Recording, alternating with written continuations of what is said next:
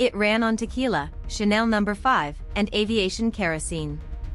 It had no pistons, no spark plugs, and no radiator.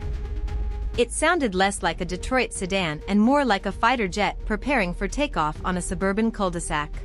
This was the Chrysler Turbine Car, the most audacious middle finger to the internal combustion engine ever manufactured. In the early 1960s, Detroit was obsessed with the space age. Chrysler didn't just want to build a better car, they wanted to build a miracle. They spent millions engineering the A831 gas turbine engine. This wasn't a toy. It was a marvel of thermodynamics. It produced 130 horsepower, but more importantly, it churned out 425 pound-feet of torque at 0 RPM. Imagine that. Instant, violent acceleration without the mechanical complexity of a reciprocating engine. They wrapped this futuristic powertrain in a gorgeous, Kia-designed steel body. It was painted turbine bronze.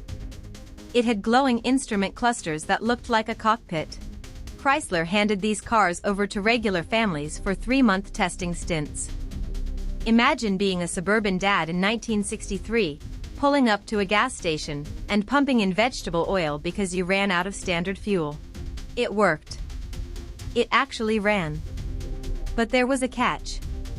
The turbine was a masterpiece of metallurgy, featuring nickel-based alloys to withstand the 1,800-degree heat required to spin the turbine at 44,500 revolutions per minute.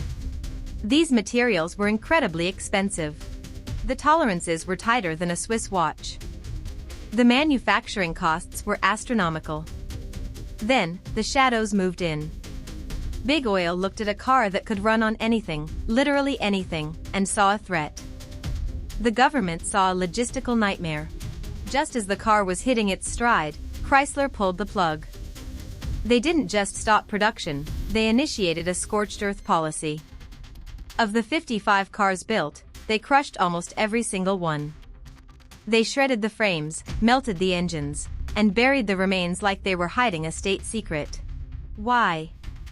Because the turbine didn't just threaten the piston engine, it threatened the entire architecture of global fuel dependence.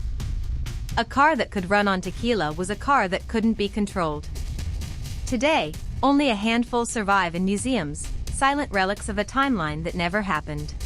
They sit there, static and cold, waiting for a spark that was extinguished by the boardroom before it could ignite the future. The Chrysler turbine didn't fail because it couldn't fly. It failed because it flew too close to the sun.